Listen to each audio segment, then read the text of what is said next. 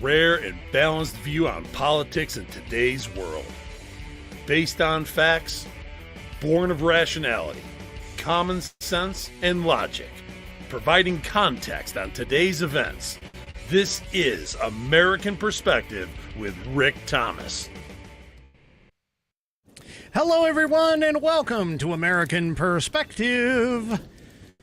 It's Friday. That's right. We have some fantastic, I don't know if it's really fantastic stuff, but I have some stuff up on the board here. No, the fantastic stuff is actually going on in the chat. In the chat on Rumble. I'm telling you, if you have not gotten a Rumble account, you really need to go over to rumble.com, get yourself an account. It is free. And once you are signed up and signed in, make sure that you follow the American Perspective channel. You got to search it up first and then hit that green follow button. But then you'll get notified every time that I go live. And we're reliving a little bit of the early, I think it's more like the late 80s. In the chat, I ended up giving Bam Stuck Tune Syndrome from an old Salt and Pepper song called Push It. Anyway, I think that's the title. I don't know. I just know the song. And she's sitting there dancing right now, according to her, and cutting onions. So soon she'll be crying, dancing, and I don't know what else. Anyway.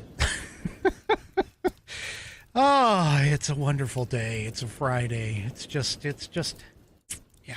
great. Just great. The weekend coming up. We've got, you got one more episode with this background, and then I switch it next week. We'll get a different one up for next week. Anyway, let's go ahead and get things kicked off. Tonight is Bonnie. Bonnie is up for the Pledge of Allegiance. So if you are of mine, please stand, remove your hat if you're wearing one like me. Place your hand over your heart and follow along with Bonnie as she recites the Pledge of Allegiance.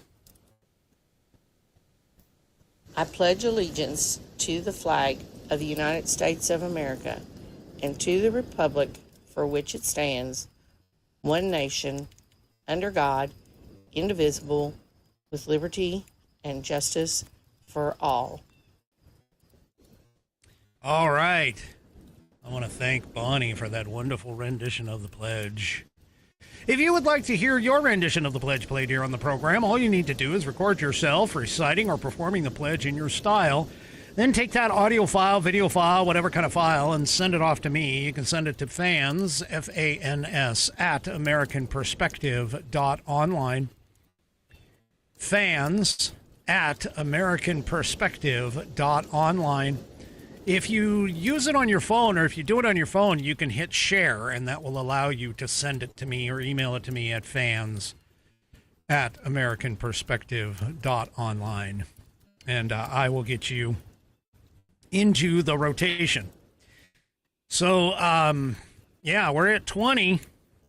It'd be nice to get 22, but I'll take 21 first. So if you want to go ahead and get yours in, we are at 20 right now, which is fantastic. We sat at 19 for a little while. Wonder how long we're going to sit at 20. Anyway, get it on in, please. All right, headline sponsor tonight.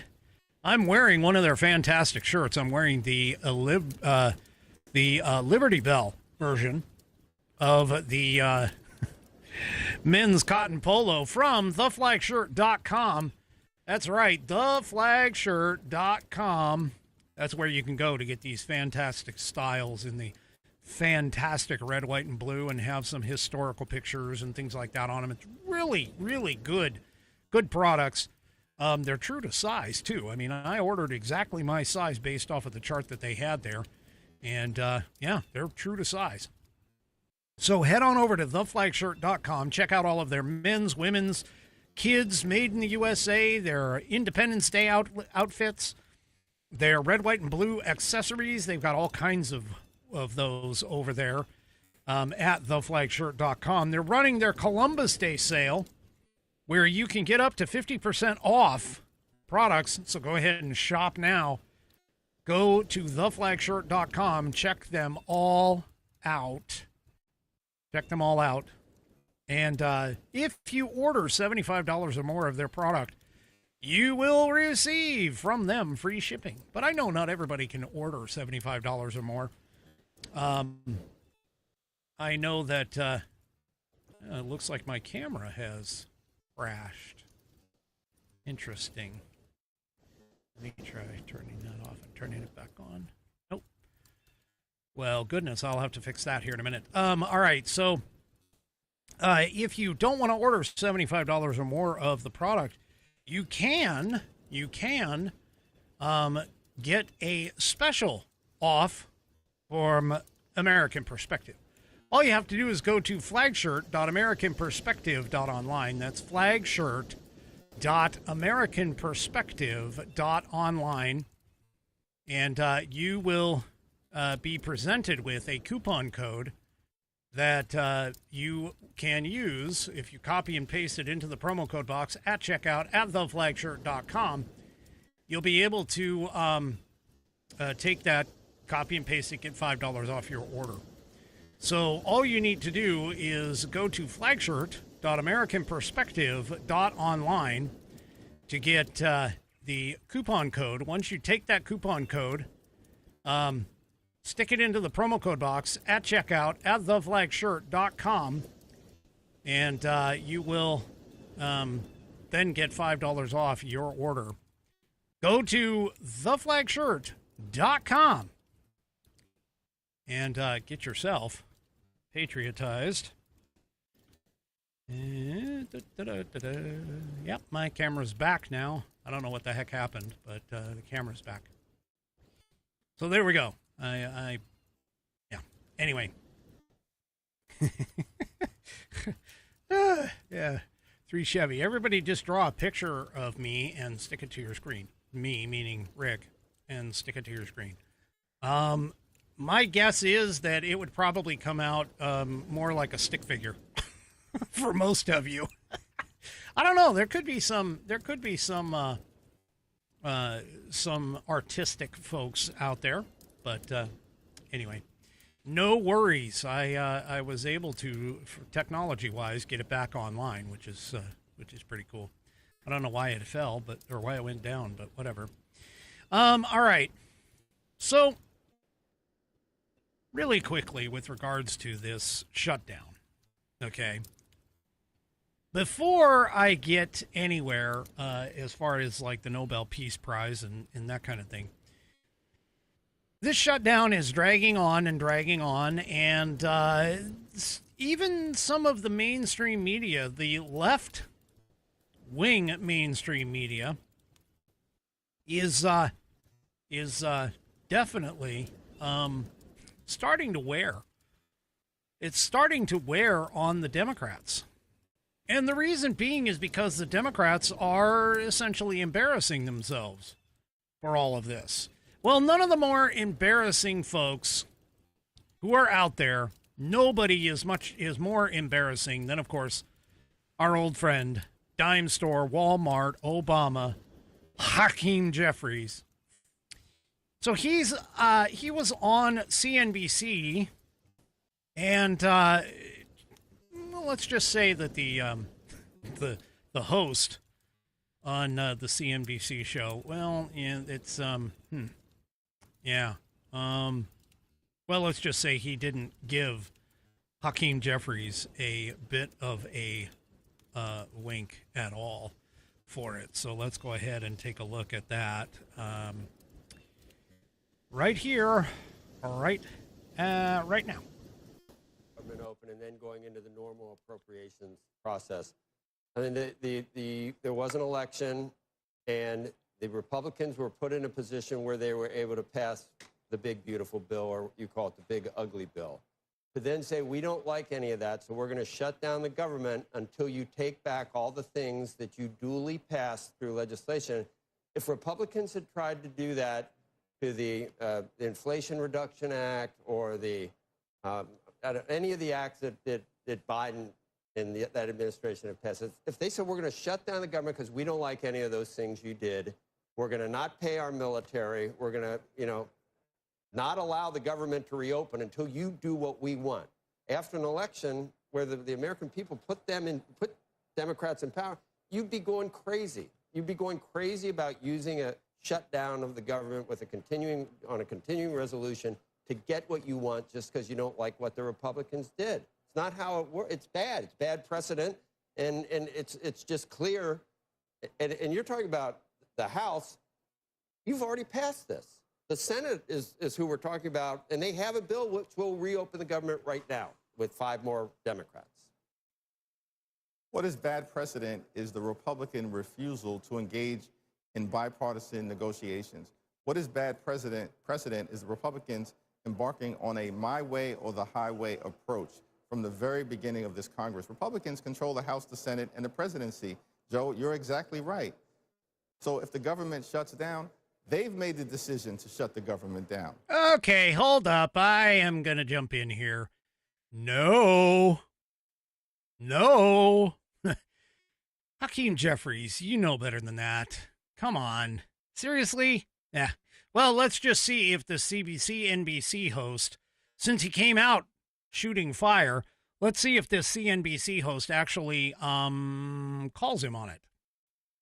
And they can reopen it right now if they chose to, with a rule change in the Senate. But I just explained it. The reality is they want to keep the government closed. Cruelty from the very beginning of this administration has been the point. And the responsible thing to do is to sit down and negotiate a bipartisan path forward to address a very real health care crisis that's upon us right now. Open enrollment starts on November 1st. Can you do those negotiations while the government is reopened? I think that's the offer that's been on the table. We did hear the House Speaker, Mike Johnson, talking about how, look, he passed a clean CR. There's not really much for him to politic in because there's nothing to take out. Any Republican pork that they pushed into this to take out of it to offer as a way of getting around this. Can you reopen the government and have these conversations if there's a willing party on the other side, which it sounds like there is if you talk to some of the Republicans who see this as an issue in their district as well? Certainly, Marjorie Taylor Greene has made clear that it's a very real issue. It's an issue that Republicans have ignored throughout this year, and it's an issue that needs to be addressed right now. Mike Johnson has made the representation, including at that White House meeting that we had last week, after Chuck Schumer and I reached out to demand that we have the conversation. Unfortunately, it took place literally a day before the government shut down because Republicans have refused to engage in bipartisan negotiations. Okay, let's correct the record. First of all, there has been no bipartisan negotiations because you jackasses, that's literally your logo, you jackasses won't back down over this idea that you want to back off the healthcare changes that were put through both the House and the Senate and signed into law in the one big beautiful bill. So, all of this crap that's been going on here with all of this is completely on the Democrats. Why this guy is even, I mean, he's a representative. The House of Representatives have already done their job. The House of Representatives have already passed it without Hakeem Jeffries. What's holding it up, folks, is the Senate. The Senate is holding it up. And, yeah, it's he's just embarrassing the crap out of himself here with this entire thing. Because, yeah, the other co-host, Becky Quick, yeah, she was quick. She was like, sounds like they're willing to negotiate. They were. They're willing to negotiate it. In terms of, like I showed you last night in that video, all they have to do is sign the CR, the clean CR. That's it. And then negotiations can continue. That's all. That's all they have to do. And That one guy, I think it was Lawler. Yeah, I think it was Representative Lawler was like, hey, I have a CR right here in front of you that allows you to sign. If you sign on to this bill, which will extend the healthcare subsidies, which is what they claim is the biggest problem here. What they don't tell you, folks, what the Democrats are not telling you, is essentially what they want is they want all of the tightening up on the healthcare side, the tightening up of the classifications in terms of illegal aliens or aliens that are allowed to get Medicaid, Medicare. They want all of that gone. The Democrats want all that gone. That's what they're looking for. That's what they want. They want to be able to bring illegals onto the rolls. Now, the states, there's several states, several Democrat states that have already done this. So don't sit here and tell me that the Democrats, no. The Democrats don't want illegal aliens. Yeah, they do. They are already doing it in the states. And while the federal law may say that that's not the case, they want to back off the law. They want to remove the safeguards that were put in place under the One Big Beautiful Bill that essentially says, hey, you got to be an American citizen, or you've got to be a qualified, and by qualified, specific alien here in the United States in order to even qualify. They're not even trying to do that. See, Jeffries is basically trying to cover his own ass. That's literally where we're at.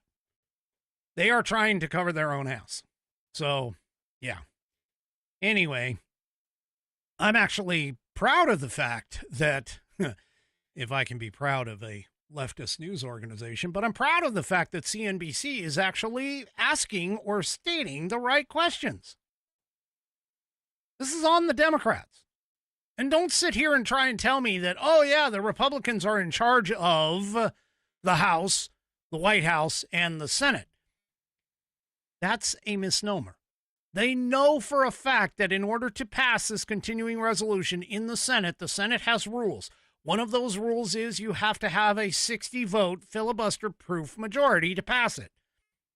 They knew that the Republicans don't have that. They knew that. And so they knew this continuing resolution wasn't even going to get passed anyway. The fact that the House can pass it completely along party lines is because of the fact they don't have this whole filibuster thing.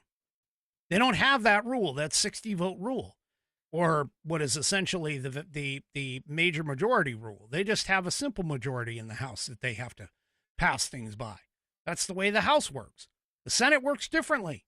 And this is why they can sit there and argue all day long. Oh, yeah, the White House, you have all three branches of government. Well, they don't have all three, but, you have all you have both the legislative houses and the presidency, and you can just pass whatever you want. No. That isn't the case. If it were, they would have already passed it. It wouldn't be hung up right now. So, anyway, yeah. Well, guess what? He's not the only moron that was caught in it. Now, I didn't call this the moron segment, although it probably could, especially this next guy that's coming up here. But Hakeem Jeffries, for sure, is trying to dance around the fact that, no, that you guys, you're the Democrats. You guys are holding this up. It's not the Republicans. The Republicans can't open anything. The Republicans can't open a damn thing unless they acquiesce to your demands, which is not the case at all. At all. Well, our other dumbass, leftist, moron, lunatic Democrat, Representative Dan Goldman of New York, was on a appearance on the CNN Newsnight. You know that little round table thing that they do that I usually play? Scott Jennings' wonderful attacks, and, well, not attacks, but defenses, I guess, of conservatism and stuff on. Well, anyway, Dan Goldman It's a good thing Scott Jennings wasn't there. But Dan Goldman decided to show up and sit down and try and pass a few things off. And, well, I don't think it went quite so well for Dan. As much as he was thinking that it was going to. Yeah, this is now this is a 5-minute clip. I played a really long clip just a minute ago, but with Hakeem Jeffries, but you really needed to hear the whole thing. This one here, I might break off a little early. But yeah, just this is how stupid they are. This is how stupid they are. Seriously. I mean, totally, completely serious how stupid the Democrats are. Take a listen. I think in this country, it's very clearly not. Look, ICE is, you may not know it from the militarization of ICE right now, but this is civil immigration enforcement. This is not criminal immigration enforcement, and it's not criminal law enforcement. And so you're asking states and cities to use their own limited resources to help civil enforcement actions. And that's why a lot of these states and cities. Can I just point one thing out, Abby, that has struck me now 45 minutes into this? You have had to fact check. Okay, before we go too far, I want you to take note. He did not complete that thought. He did not complete that thought. He was already going on to his next point. This is one of the things that you can use as a tool to recognize when a person is gone ahead in the conversation in their mind, per se. Anyway, because he didn't complete that thought. But go ahead and let's take a listen to some of the rest. Phil, Brianna, significantly tonight, because there's so many allegations that are talking points that we hear about on other networks that are just not supported by the facts. You're not going to sit here and fact check us when you spread the Russia collusion hoax. Come on. I didn't actually fact check you. No, Abby did. She knows it. She knows it better than I did. But I think that's part of the issue that we are having is that we're picking out, some people are picking out anecdotal stories that are not supported with any evidence members of or Congress proof. of your own party protesting at ICE. Well, can I just finish? I'm happy to let you speak. The reality is you just poked at me, but I'm telling you right now, you've got members of your own party showing up at protests, members of Congress being arrested for protesting at ICE facilities, and you want to poke at us as to whether or not we're being fact-checked? How about this? The Democrats have got the wrong side. You're absolutely on the wrong side of You're on the wrong side of history on all of this, and you know it. You're on the absolute wrong side of history. Your party ruined the border control policies of this nation. You let 11 to 12 to 13 million people stream across the border, and now we're dealing with it. I can guarantee you, and you don't want to deal with the fact that you are on the wrong side of history because this president is authoritarian and he is a fascist. Okay, that is assassination prep language. That is no. I'm sorry. There is violence against Republicans. Inciting violence. Oh wait. Hold on. To characterize the actions. Hold on a second. The anti-democratic I've had to actions say this a couple that this of times. president is I've had to say this a consistently couple taking, times on the including show. canceling the First Amendment. Because I don't think Republicans, many Republicans, remember, and I do have the tape. I can play it for you if you want. That this president, President Trump, has repeatedly used the word fascist to describe his political opponents. Is it still your position that is, how did you describe it? Assassination prep campaign, and it's unacceptable. Assassination prep, you still think that's the case? Absolutely. And I'll give you... So even though Donald Trump has described... He's described his political opponents using the exact language, you still think that is incitement to assassination? I mean, I would love to hear the clips, but I do think it's incitement. I do think it's incitement. And let's go ahead and play. I mean, I'm still going to have the same answer. It's a choice between communism and freedom. This is communist, this is Marxist, this is fascist. This is a radical left Marxist, communist, fascist. She's a Marxist, she's a fascist. These far left fascists, led by Harris and her group, Comrade Kamala Harris.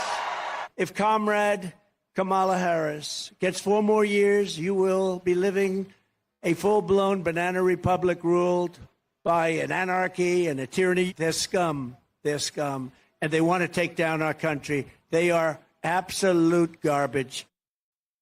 Yeah, I do. And the problem. I may have to play this until the end of time, but let's not have a short memory. There's no way one Look, can justify that. I respect the both sides attempt right here, right now, but I think in the current political climate, when the political violence has been directed to one side, which is to my side, the right side. It's not. But, it's not? Did Charlie Kirk just get assassinated a month ago today? Texas. Hold Are on you a second. aware of ICE Minnesota? agents? Are you aware? By a guy who had flags that said no king, or flyers that said Hold no on. kings, Hold on, who was Brianna. appointed by Tim Walz. The left is appointed by Listen, Tim Walz. there's a more fundamental issue here. It's not about both sides. It's actually about whether you're asserting that using certain words is essentially violence. Okay, so I'm going to break this off for just a second because the point is being made. But at the same time, though, like I have made significant comments on social media, you can't sit here and say that what I'm saying is name calling because it's not. See, when you call Kamala Harris a Marxist, that's what she is. She is a Marxist. When you call the Democrats a fascist, fascists kill their political opponents, which is exactly what is going on with a lot of the more radical extreme, as this young lady here is trying to tell you. You cannot sit here and tell me that the leftist lunatics of the Democrat Party are not Marxists, are not socialists, are not Leninists, Stalinists, communists, etc. Fascism is a part of that party. They want nothing more than to shut all of us, in terms of the conservative party, down. You want fascism? Look at Joe Biden using non-governmental organizations, which both Facebook and the Alphabet Company have both stated they were under pressure from the Biden-Harris administration to shut things down. I mean, that is fascist, is it not? That is fascist. You have not seen that from the Trump administration. The Trump administration has not tried to silence anybody. The Trump administration had nothing to do with Jimmy Kimmel being kicked off the air like he was. Okay? The Trump administration has had nothing to do with the idea that and they keep going back to this Minnesota event. This Minnesota event was, yes, it was performed by a mentally ill man. But outside of that, that's as far as you can go. The guy had no King's pamphlets in his back seat. We know that. He literally stated in a letter that he left in that same car that he honestly believed that Tim Walz ordered him or requested of him to do that. So you can't necessarily say that just because this guy's ideology was, might have been right wing. No, he is outside of the political spectrum. They keep coming back to this as though it was a political violence. It wasn't. It had nothing to do with politics. He said that. The guy who did it said that. This has nothing to do with politics. This was a hit. Yeah. Anyway, these people, they all they're going to do is they're just going to sit and essentially bitch, moan, complain, gripe, say, hey, we can say it, but you can't. I mean, really? Really? Anyway, yeah. I can't sit here and explain to you well enough that you really need to. These Democrats are complete morons. They are morons. That literally is the case. And there's nothing more that I can really say about this. And they're trying to dig themselves out of holes that they put themselves in. It ain't working. It ain't working at all. All right.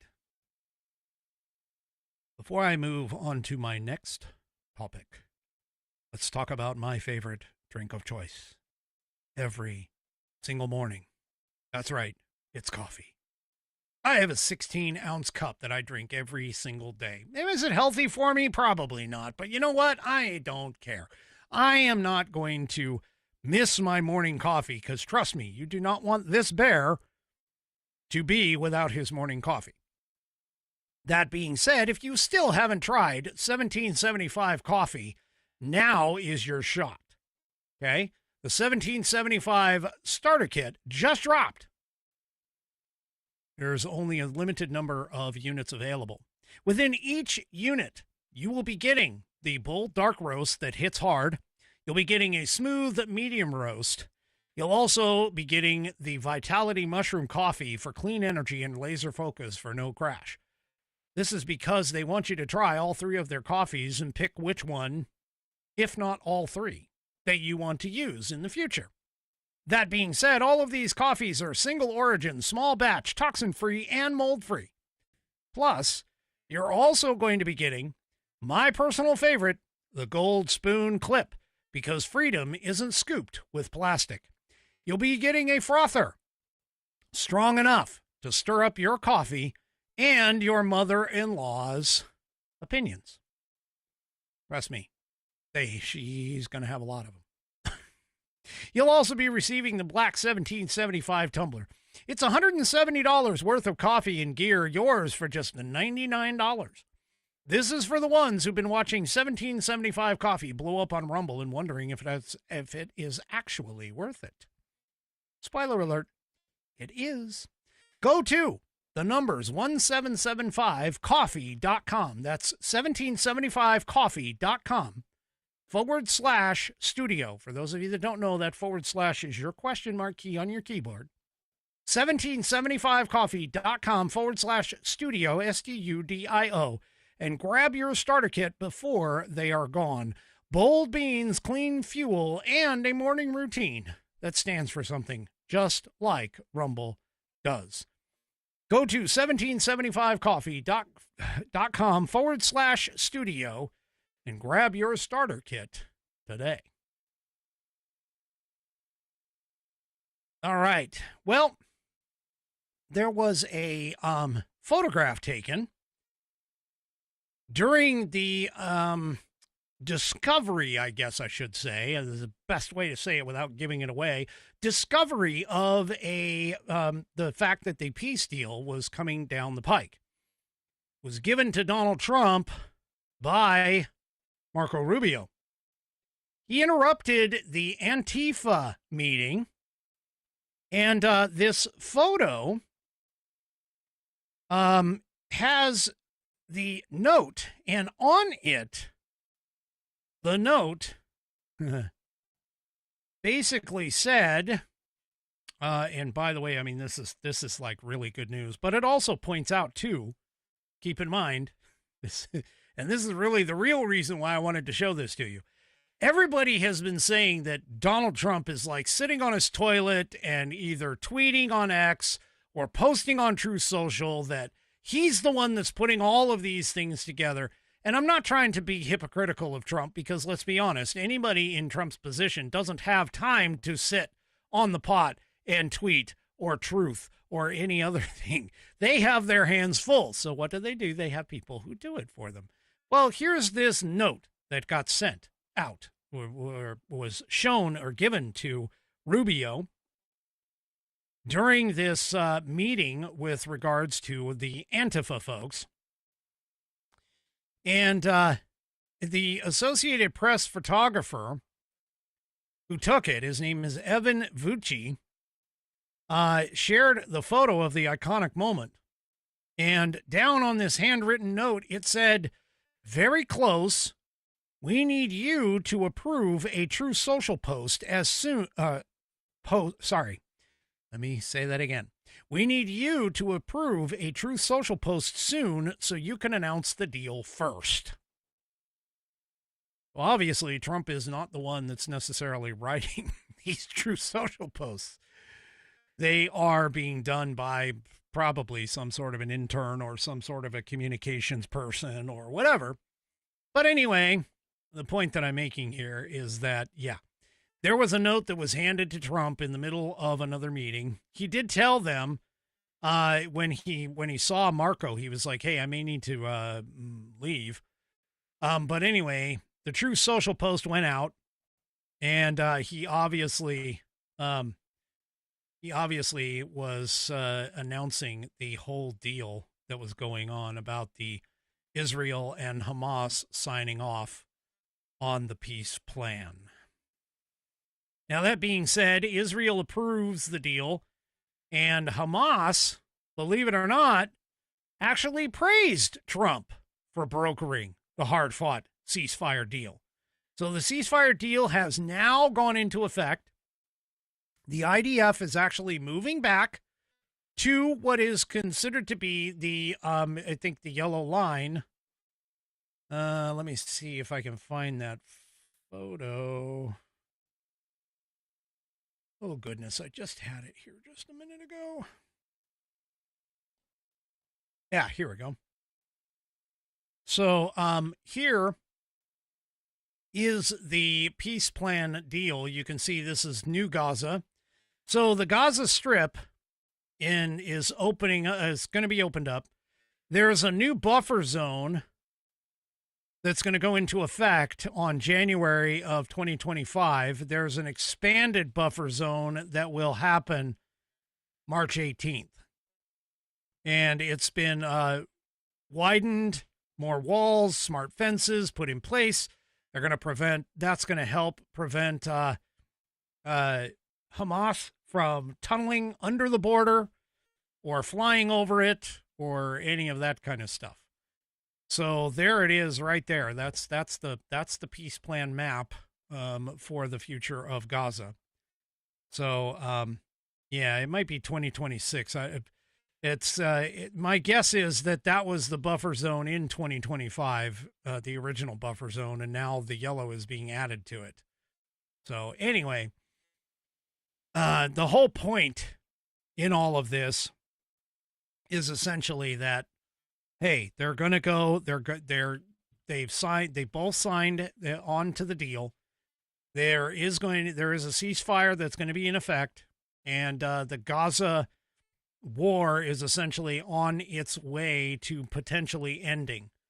Now, keep in mind, this is just the first step in multiple steps. And at any point in time, Hamas or even Israel can do things to break this peace, but at least it's a good start. Well, of course, the left is not happy about all of this. Of course, let's be honest, when is the left ever happy? I mean, anyway, so all the people, by the way, Rashida Tlaib, Ilhan Omar, any of these other, I can't think of this other lady's name, Corey something or other, Ayanna Pressley or whatever. All of these people who have been sitting here talking about, hey, we need a ceasefire in Gaza now for over the past 2 years. We need a ceasefire in Gaza now. Well, they're not saying anything. They're not saying a single word. And the reason why they're not saying a single word is because, oh my God, that would give Trump a win. We can't do that. Even if it's good for the Middle East. Even if it's good for the country. I mean, seriously, they're sitting here and they're not going to say a damn word about this because, oh my gosh, that would mean that we actually have to give homage to Trump. That Trump did something that Biden had no idea how to accomplish. Not only that, but they also, it silenced or has silenced most of the international community, who, by the way, you'll recall over the course of the last 2 months, there have been several international leaders of countries that have all signed on to the idea that, yes, Palestine is a state. We recognize the state of Palestine. We've got to have a two-state solution. Yeah.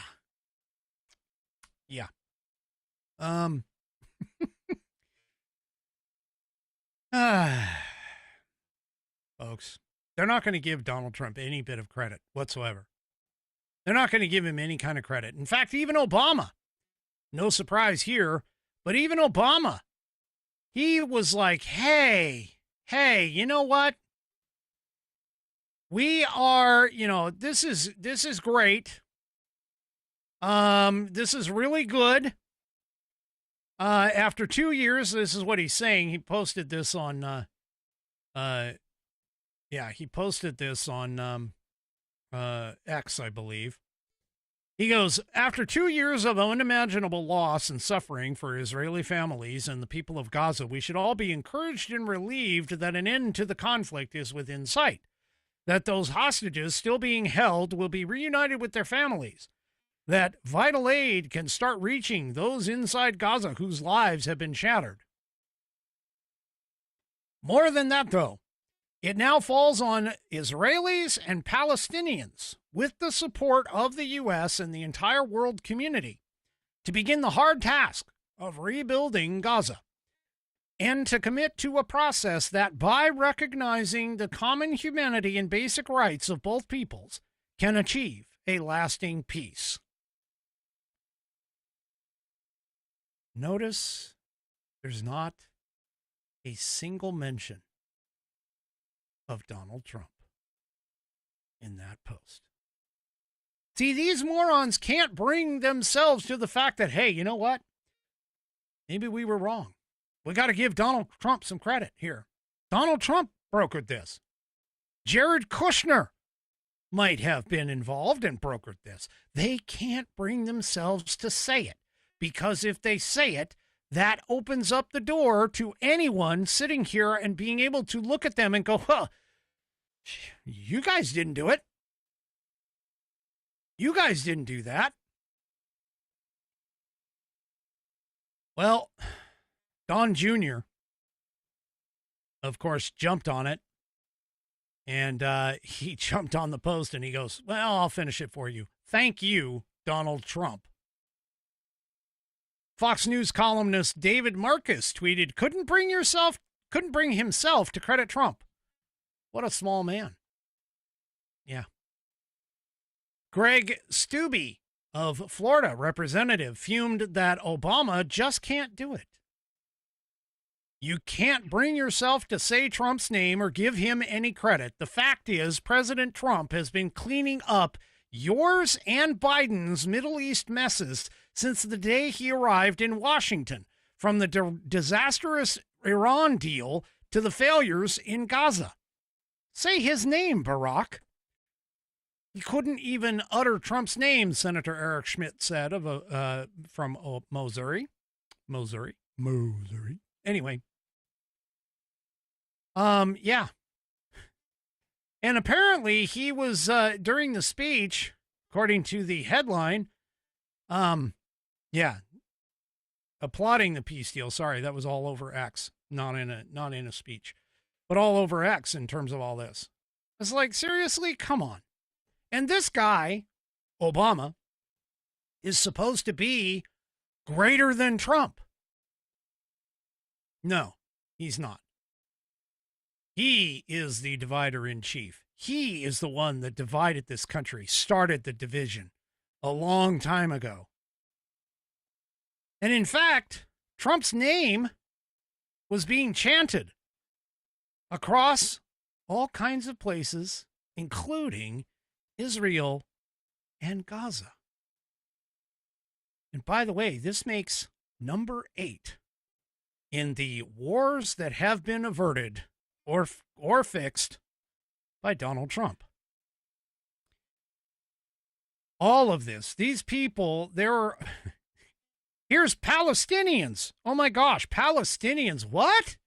Yes, even the Palestinians.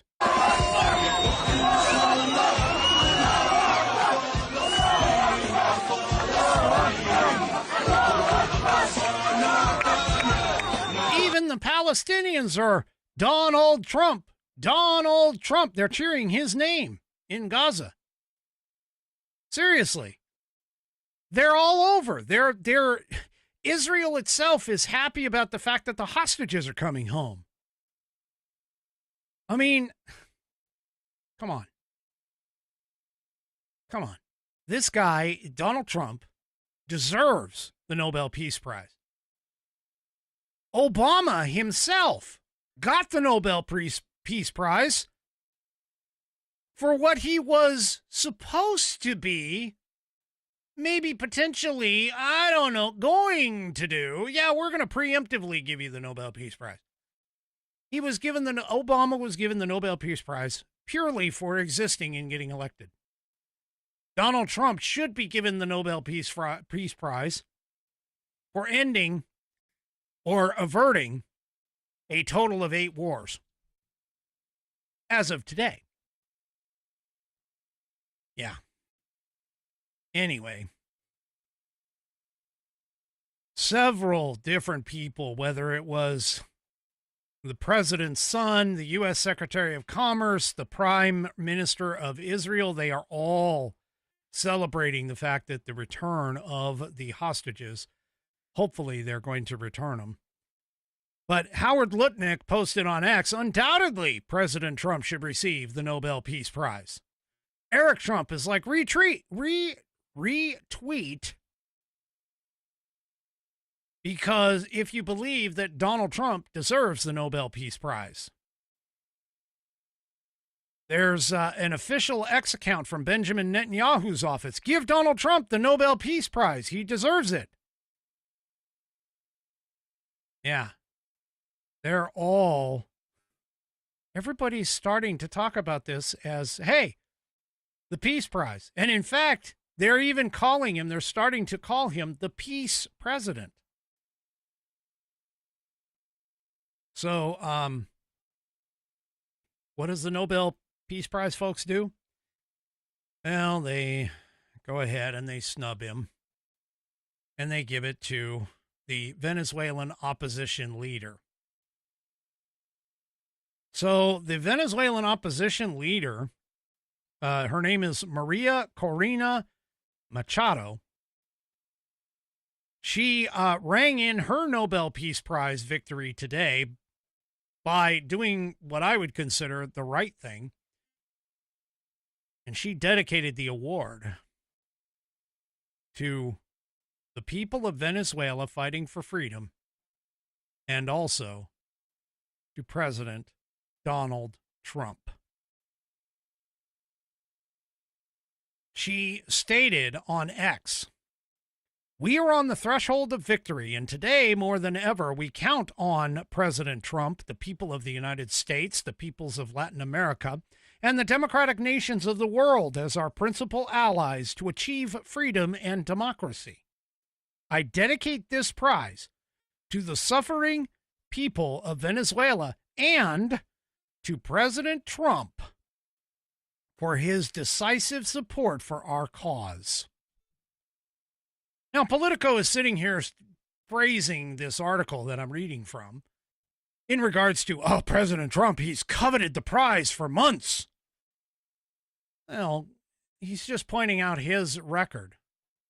And yes, he does not like Obama. He doesn't like Obama at all because Obama was a crappy president. I don't care what you people say. Obama, Carter, and Biden, all three, in my mind, are down at the bottom of the barrel, along with Wilson, to fight it out to see whoever's going to come in last.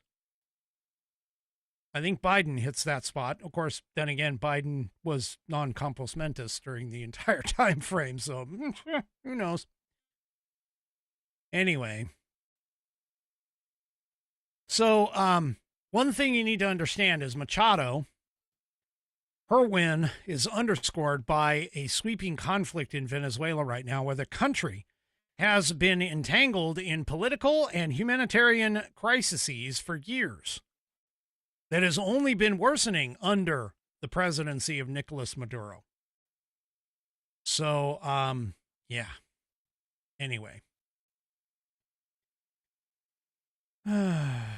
These people, they're so damn petty. That's basically what they are. Is they're completely petty about this whole thing. And I don't even know what to say. Now, the Norwegian Nobel Committee said in a statement that Machado was, quote, a brave and committed champion of peace and a woman who keeps the flame of democracy burning amid a growing darkness. So, yeah. Anyway. In the lead up to the election in Venezuela, authorities intensified repression, targeting human rights defenders and opposition members with arrests and disqualifications, and tightening restrictions on civic space, according to Human Rights Watch. Machado was a opposition presidential candidate down there, but also was disqualified for running against Maduro in the 2024 election. She went into hiding and has not been seen in public since January. Now,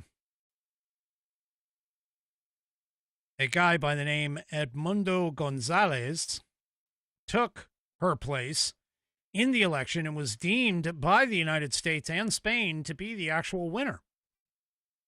Venezuelan court issued an arrest warrant for Gonzalez, who is now living in exile in Spain, where he has been granted asylum. Many Latin American and Western governments do not recognize the legitimacy of the socialist regime or the outcome of its elections, putting Maduro in charge. Machado said that recognizing the struggles of Venezuelans reinforces their determination to achieve freedom. Now, the Peace Prize nomination process is basically, for this year, there were 338 candidates nominated for this year's Peace Prize, which is awarded in Oslo, Norway, of which 244 were individuals and 94 were organizations, according to the Nobel Foundation. The Norwegian Nobel Committee does not confirm the names of those who are nominated, either publicly or privately, to the nominees themselves, with each year's list only being released 50 years after the prize is awarded. The committee says that in cases where candidates' names have appeared in the media, this was either due to speculation or individuals reporting that they have nominated someone. Now, the Peace Prize is one of 6 Nobel Prize awards. Others are for physics, chemistry, physiology, or medicine, literature, and economic sciences. Except for the Peace Prize, all the other prizes are awarded in Stockholm, Sweden. Annual prize saw nominations open in mid-October of 2024 with the deadline of midnight on January 31st of 2025. The shortlist was then prepared between February and March, with an advisor taking review place between March and August. The Nobel Peace Prize winner was then chosen and announced just today. This year's laureate will receive her award on December 10th in Oslo, which consists of the medal, diploma, and a document confirming the cash prize amount. Now, some countries have said they plan to nominate Donald Trump for the Peace Prize for his efforts to settle global conflicts. Now, keep in mind, he could still get it next year. So, of the things that he has done, we have Pakistan, who nominated him for his role in helping avert the major confrontation between India and Pakistan in June. So there's one. Cambodia said in early August it would nominate the president after his intervention to halt the conflict with Thailand. That's 2. July, Prime Minister Benjamin Netanyahu confirmed to Trump that he had nominated the U.S. president for the prize for his efforts to secure the ceasefire and end the war with the Hamas. That's been done. So that's 3 right off the top of the off the top of the list. So, yeah. Anyway, so keep in mind that those nominations came after the January deadline, meaning the potential recognition of Trump's accomplishments may not actually be considered by the Norwegian committee until 2026. So he's still potentially in the running for the Nobel Peace Prize. Just he didn't get it this year. So anyway, Yeah, we'll have to see what happens for next year. But I'm going to tell you, if he does not get it for next year, then I think there'll be a lot of people who will be calling out and saying, hey, the process is rigged. All right. One last thing before we go. This slides into the, with regards to our financial organizations. The U.S. Congressional Budget Office. The Congressional Budget Office has finally given credit to Trump for his tariffs and the big, beautiful bill for a September budget surplus surge. So the United States federal budget recorded a $164 billion, yes, that's with a B, surplus in September, thanks in large part to President Trump's tariff policy and the One Big Beautiful Bill Act, according to the CBO, and they reported this on Wednesday. Since February, the Trump administration has imposed reciprocal tariffs, which, by the way, he just imposed, I think, 100% tariff on China for some reason. Probably have more on that for tomorrow. But that being said, many imported goods, in order to offset the onerous tariffs coming from other countries charging on our U.S. exports. Then in July, Trump signed the One Big Beautiful Bill Act, which was a reconciliation, which institutes the federal student loan programs reforms, saving $307 billion. Then we have other things that have come up. For an example, and this is all in the report. For an example, revenues were $8 billion higher than last September. That September surplus more than doubled the September 2024 surplus, surging from $80 billion to $164 billion. That tariff-driven customs duty revenue was $22 billion higher, which is a 310% increase. Outlays were $76 billion lower than 2024. And the adjustments for payments that were due in 2024 but paid in 2023, the government would have realized a $76 billion surplus in September compared to a $0.370 billion.